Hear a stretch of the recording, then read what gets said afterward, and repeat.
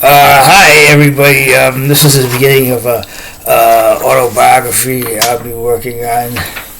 See, I've started it many times.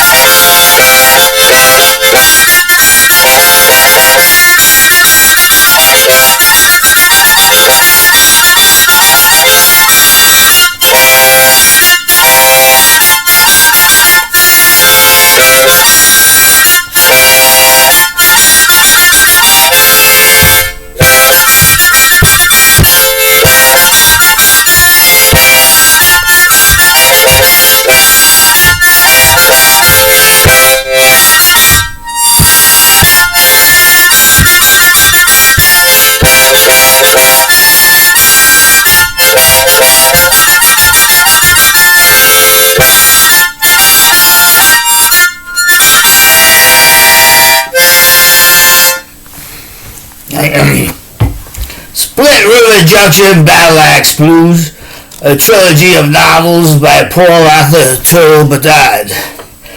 In the days and nights long previous to my own self-swift and swank preconceived departure from my father's soon-to-be parking lot house adjacent to the next-door Polish club, I was about to comb the near towards streets, avenues, and early springtide boulevards for a mere and mighty form of innocuous and elegantly vertigo-triaged employ, as the yet-to-be shuffled cards of unmuffler systemable, swiftly chrome and brass-trimmed hours of the new risen day theretoward postulated my own self, a new job very soon.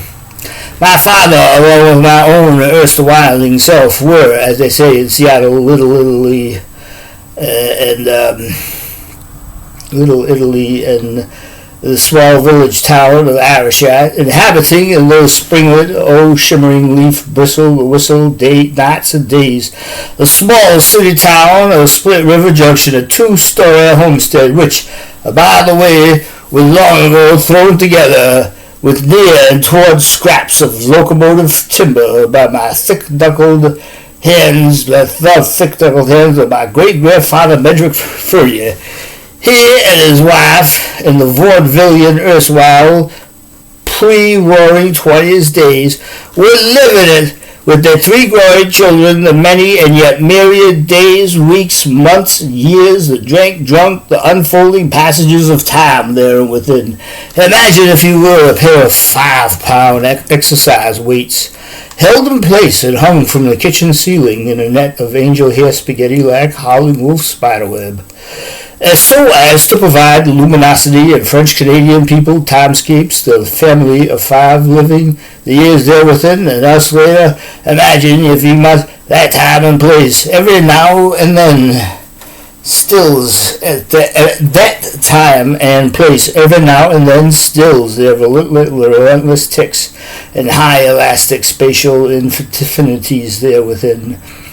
And looking through the twin white-curtained windows of every house and every home that ever set in place on a hair-triggered and thrift the stealth tuna-melt foundation, as if to observe the archetypal homestead's occupants inside assembled in vestige joys and sorrows, caravan combed and walking amongst the many and myriad rooms, conversing with one another, as marked the past, present, and last, but certainly not least, passages of time co-assembled their feasting hours.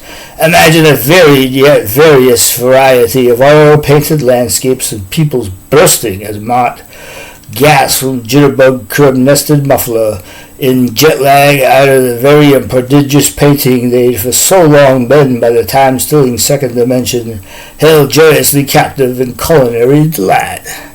And and walking fore and aft the front yard, garden, and statue streets an hour or two, so as to give themselves an airing every now and then. Well, there you have it. Just people in landscapes just jumping out of paintings. May was the year leading up to my own self-sharing pickle in a jar like occupancy with my father that finally landed me lukewarm and lucky start in a small beachfront city town of Split River Junction. But my keyboarded tales will attend to their telling elsewhere than he does before then. I am, in these here following chapters, only making unplagiarizable reference to the years between 1997 and 2022. What to do, and now hear a poem song. It seems every drop of rain were locked to a ball and chain, and the fields are much too fertile for to plow. I was only last night fell among streets plundered for their jewels. The Palm Brook knows a tradition only here and now, and so at the very same stage, the wheel turn wheel again. I will knit to completion these adventurous autobiographical years.